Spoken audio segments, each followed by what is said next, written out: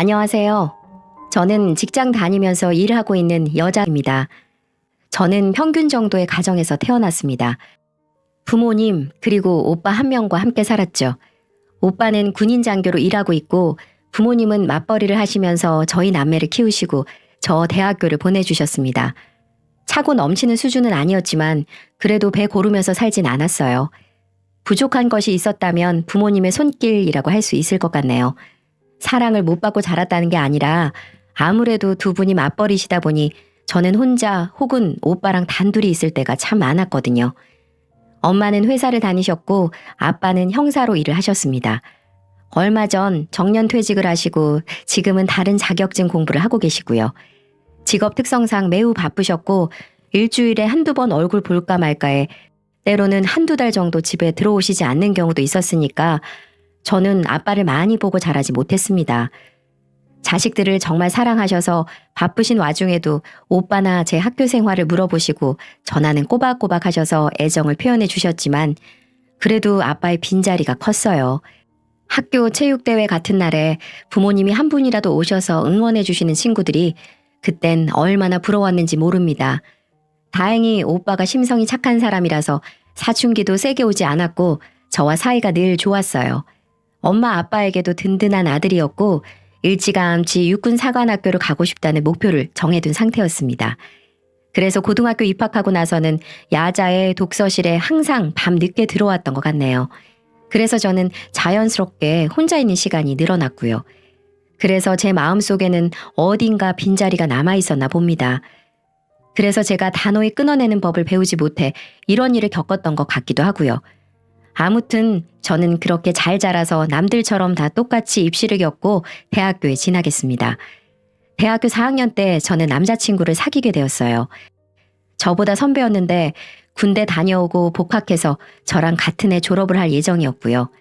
친구 소개로 만났고 처음 만난 날부터 말도 잘 통하고 배려심도 깊어서 호감을 가졌죠. 그렇게 자연스럽게 연인으로 발전했고 남은 재학 기간 동안 짧게 캠퍼스 커플로 사귀다가 나란히 졸업하게 되었습니다. 저도 남자친구도 운이 좋았는지 둘 다 금방 좋은 회사에 취직을 할 수 있게 되었어요. 저도 저지만 남자친구가 정말 좋은 대기업에 일자리를 얻게 되었죠. 저도 남자친구도 정말 기뻐했고 앞으로 돈 열심히 모아서 결혼하자고 이야기를 했습니다. 그렇게 각자 취업해서 사회생활을 시작한 지 2년 정도 지났을 때였어요. 열심히 일해서 각자 직장에서 승진도 하고 성과도 이뤄내고 돈도 열심히 모아두고 있었고 적금 든 것도 있었죠. 그렇다 보니 자연스럽게 결혼 이야기가 나왔습니다. 그런데 남자친구는 조금만 더 기다려줘 라고 하면서 구체적인 진행 이야기는 자꾸 미루려고 하더라고요. 제가 결혼 생각 없어? 라고 물어보면 아니, 나는 무조건 너랑 결혼할 거야 라고 하면서도 지금은 안 된다고 하면서 조금만 기다려달라고 하더군요. 그 모습을 보면서 답답하기도 하고 친구들이 야, 너 갖고 노는 거 아니야? 하고 묻는 것도 지겹고 부모님이 결혼할 생각 없니? 하고 은근히 물어보시는 것도 힘들더군요.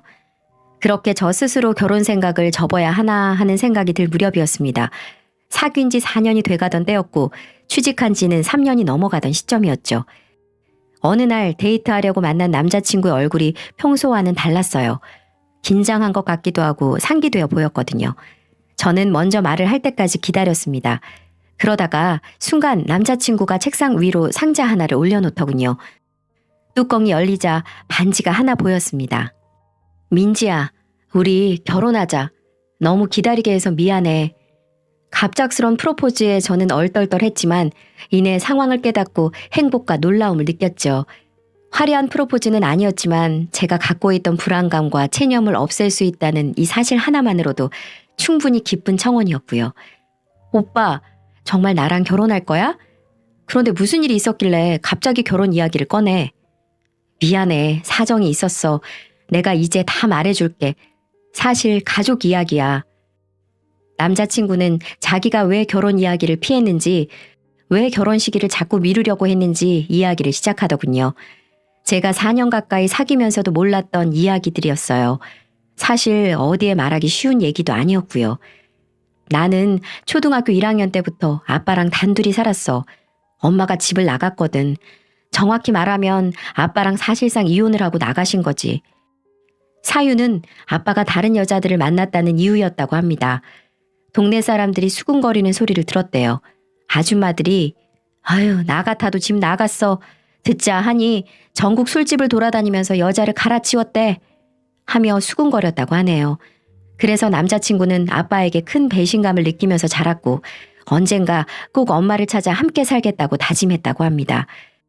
그리고 남자친구가 고등학교 2학년 때 아빠가 암으로 돌아가셔서 졸업하고 대학 갈 때까지는 고모네 집에서 살고 대학 입학 후 자취를 시작했다고 해요.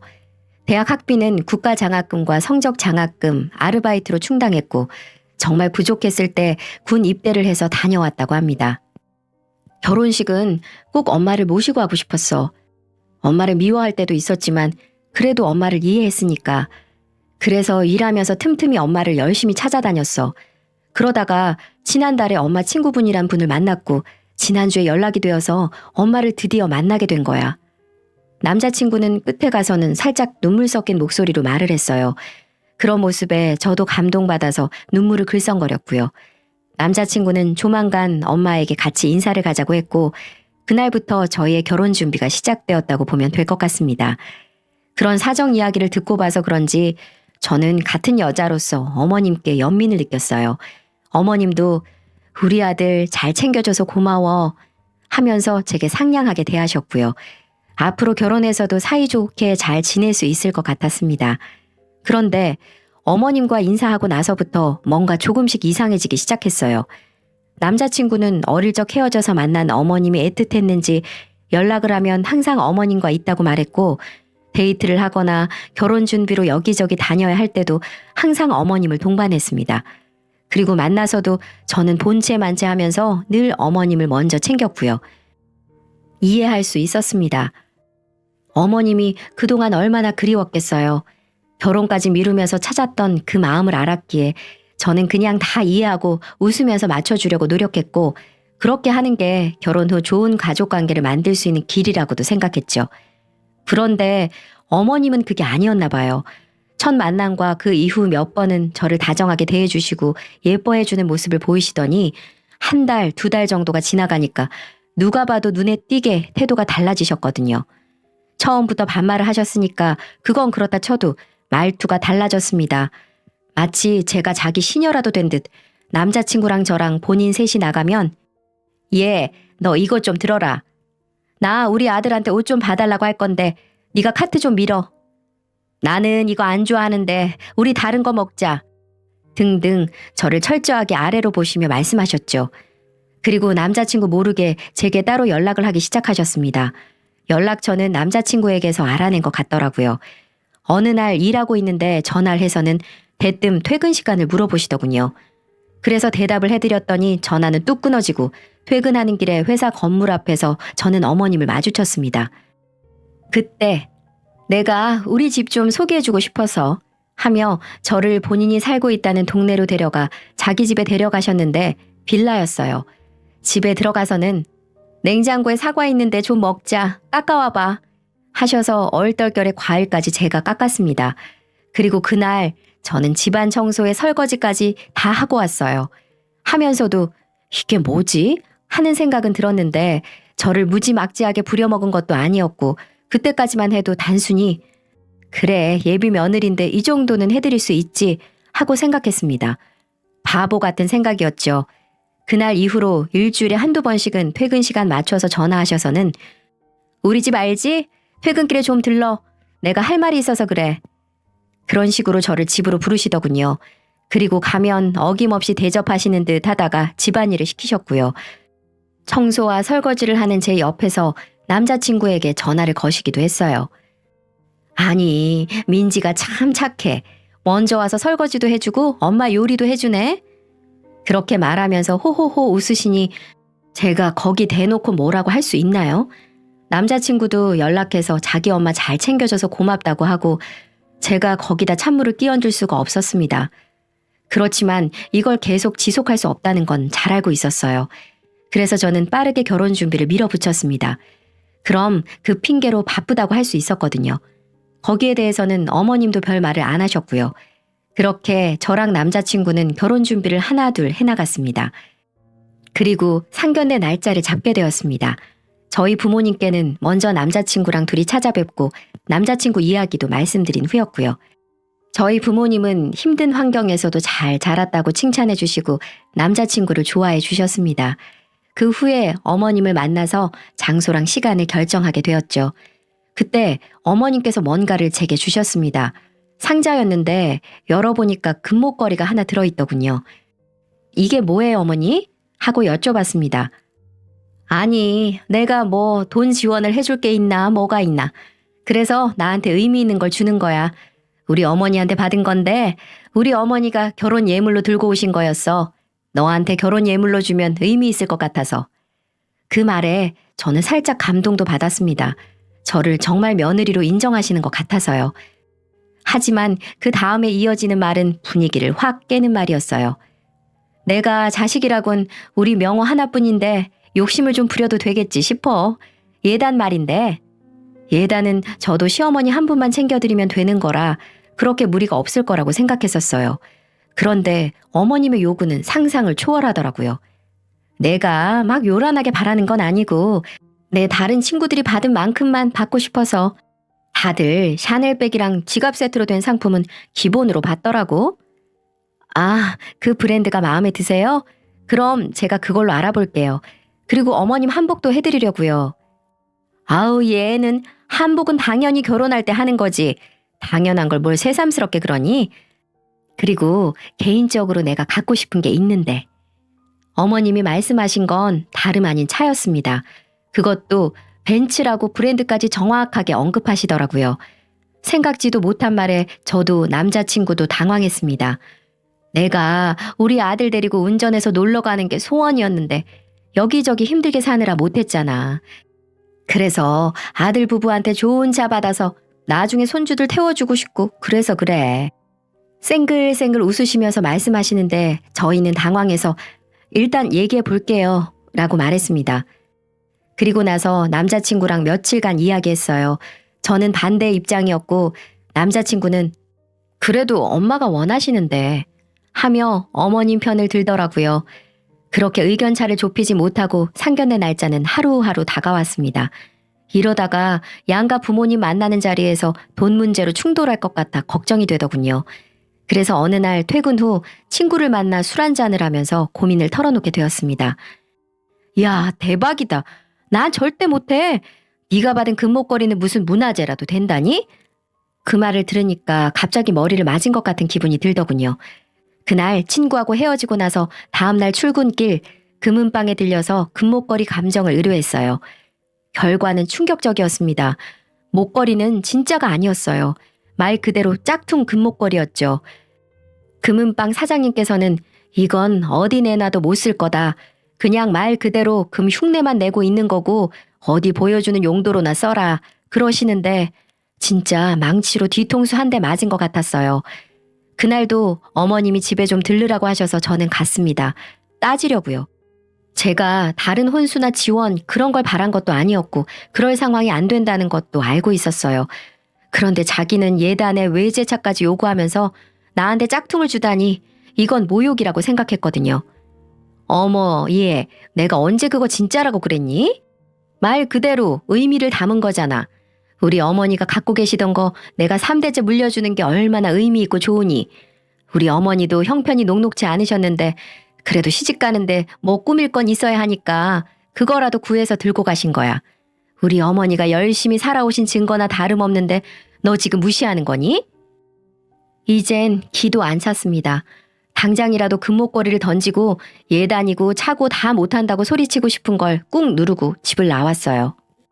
남자친구에게 알리고 나서 차도 못 해드리고 원래 해드리려고 했던 가방이나 지갑도 다시 생각해봐야 할 것 같다고 얘기하려고 했습니다. 그리고 어머님한테 사과도 받고 싶었고요. 하지만 정신을 차리고 다시 생각해보니까 상견례가 바로 내일 모레였어요. 집에 들어가니까 온갖 옷들을 다 꺼내놓으시고 이틀 전부터 준비하시는 부모님이 보이더라고요. 엄마도 아빠도 자식 처음 결혼시킨다고 들떠 계셨습니다. 아빠 이 옷 어때? 오늘 백화점 가서 큰 맘 먹고 한 벌 샀어. 범죄자 잡는다고 우락부락해 보일까봐 걱정이네. 우리 딸 시집 가는데 못된 인상의 사돈으로 보이고 싶지 않아서 아빠가 뭐 좀 부려보려고 한다. 늘 저를 챙기지 못해 미안해 하셨던 아빠는 싱글벙글 웃으시며 새 양복을 들어 보이셨어요. 그 모습에 저는 할 말을 잃었습니다. 여기서 내가 이 결혼에 지장이 생길 짓을 한다면 우리 부모님께 큰 불효를 하는 것 같았거든요. 아빠에게는 아빠 너무 멋있다고 애써 웃어 보였지만 마음이 너무 복잡했습니다. 하지만 제 화가 풀린 것도 아니었기에 그냥 넘어갈 생각은 없었어요. 다만 상견례는 무사히 잘 끝내고 나서 남자친구에게 다시 이야기를 하고 의논할 계획이었죠. 마침내 상견례 당일이 되었습니다. 오빠는 일정이 맞지 않아 참석을 하지 못해 저랑 부모님만 나가게 되었어요. 남자친구가 어머님을 모시고 올 예정이었고 제가 부모님을 모시고 예약해둔 중식당으로 향했습니다. 제가 가는 길이 차가 좀 막혀서 남자친구가 먼저 도착했다고 연락이 왔어요. 늦지만 않으면 되니까 저는 뭐 상관없었죠. 먼저 약속 잡은 룸으로 들어가서 기다리고 있다고 했고 저도 뒤이어 부모님과 함께 식당에 도착했습니다. 이름 이야기하고 룸으로 향했어요. 문 너머로 남자친구랑 어머님이 대화하는 소리가 들리더군요. 부모님이 긴장을 많이 하셔서 좀 괜찮아지실 때까지 밖에서 기다렸다가 문을 열고 들어갔습니다. 남자친구가 먼저 일어나서 저희 부모님께 인사를 드렸고요. 그 다음으로 아빠가 먼저 어머니께 악수를 청하시면서 다가가셨습니다. 어머님도 일어나셔서 다가오셨고요. 그런데 아빠와 어머님의 손이 맞잡아지려는 순간 어머님이 갑자기 손을 확 뒤로 빼셨어요. 갑자기 식은땀을 흘리시면서 고개를 휙 돌리시더니 어디 숨을 곳을 찾는 것처럼 주위를 두리번거리시더군요. 아빠는 사부인 어디 몸이 불편하십니까? 하고 여쭈시면서 다가가시는데 어머님은 그런 아빠의 손을 확 쳐내시면서 손대지 말아요 라고 소리치셨어요. 일단 우리 아빠 손을 그렇게 때렸다는 것만으로도 충분히 화가 나는데 갑자기 가방을 챙기시더군요. 그러더니 남자친구에게 너 이 결혼 하지 마. 나 저런 집에 너 장가 못 보내. 하시며 손을 잡고 나가시려고 했습니다. 모두가 당황했고 남자친구도 엄마 왜 그래? 하면서 말리려고 하고요. 어머님은 무작정 나가시려고 했어요. 저는 남자친구 옆으로 다가가 어머님을 같이 붙잡고 어머니 왜 그러세요? 하면서 상황을 파악하려고 애썼습니다. 어머님은 계속 이거 놓으라고 몸부림을 치시고요. 그러다가 결국 제 팔을 확 뿌리치시면서 제가 옆으로 쿵 하고 넘어졌습니다. 그 모습을 보신 엄마가 어머 민지야 하고 달려오셔서 저를 일으켜 주셨어요. 어머님은 저는 신경도 안 쓰시고 얼른 나가자고 하시면서 룸 문을 확 여시더라고요. 그런데 그 순간 아빠가 어머님의 팔을 단단히 잡으셨습니다. 화가 많이 나신 얼굴이었고 손에는 형사일을 하실 때 유용하게 쓰셨던 힘이 잔뜩 들어가 있었어요. 사부인, 애들 결혼은 둘째치고 지금 사람들 모였는데 이게 무슨 짓입니까? 결혼을 반대하실 순 있다 치더라도 사정 설명이나 제대로 하시던지요. 그리고 이런 집안이라는 건 무슨 말씀이시죠? 저희를 모욕하시는 언사 아닙니까? 그렇게 물어보시는데 어머님은 몰라요 몰라. 나는 내 아들 이 결혼 못 시킨다니까요. 하며 나가려고 하셨어요. 하지만 이미 화가 많이 나신 아빠는 어머님을 놔주지 않고 설명을 제대로 하라고만 하셨어요. 그렇게 한참 실랑이가 벌어졌고 저와 엄마는 소리를 듣고 달려온 종업원 분들께 죄송하다고 연신 사과만 해댔습니다. 그렇게 한 15분 정도 흐른 것 같아요. 어머님도 지쳐가셨죠. 아빠는 체력이 남다르셔서 멀쩡하신 것 같았고요. 순간 어머님이 별 미친 게 라고 중얼거리시더군요. 그 말을 듣는 순간 제 눈이 돌아가더라고요. 우리 아빠에게 그런 욕을 하다니요. 제가 결국 이성을 놓고 소리를 지르려고 할 때 아빠가 먼저 선수를 치셨습니다. 혹시 박정숙 씨? 그 물음에 모두가 정지했어요. 아빠가 어머님의 성함을 어떻게 알고 있는지 몰랐습니다. 남자친구도 당황해서 아버님, 저희 어머니를 아세요? 라고 묻더군요. 아빠는 침착하게 박정숙 씨 맞죠? 딱 들으니까 알겠네. 유치장에서부터 우리들만 보면 그렇게 얘기했잖아요. 별 미친 것들이 라고. 아빠는 어머님의 팔을 놓으셨습니다. 그리고 몸을 돌려 제게 말씀하셨어요. 민지야, 가자. 아빠는 너 이런 집안에 시집 절대 못 보낸다. 어디 귀한 내 딸을 사기꾼 아줌마 밑에서 며느리 노릇을 하게 해? 절대 안 되지. 라고요. 이게 무슨 일인가 싶어 모두가 놀라는데 아빠는 성큼성큼 저와 엄마를 데리고 나가셨어요. 남자친구와 어머님은 룸 안에 남겨져 있었고 아빠는 주문을 취소해 죄송하다고 하시면서 음식값의 절반만 지불하셨습니다. 나머지 반은 자네 책임이 있으니까 자네가 내게. 라고 남자친구에게 말씀하시고는 나오셨어요. 그리고 우리 딸내미 배고프지? 아빠가 고기 사줄게. 소고기 먹자. 하고 저랑 엄마를 근처 소갈비집으로 데리고 가셨고요. 그런데 밥이 제대로 넘어갈 리가 있나요? 저는 아빠에게 이게 무슨 일인지 설명을 해달라고 했지만 아빠는 우선 밥부터 먹으라고 고집을 부리셔서 어쩔 수 없이 식사를 하고 이야기를 듣게 되었습니다. 간단히 말하자면 어머님은 사기 전과 3범이었어요. 결혼 전에 한 번, 그리고 결혼 후 남자친구를 낳고 한 번, 그 후에 또 한 번, 이렇게 해서 3번이었죠. 그 중에 처음과 2번째 범행은 아빠가 수사를 하셨다고 합니다. 3번째는 지역이 달라서 맞지 못하셨고요.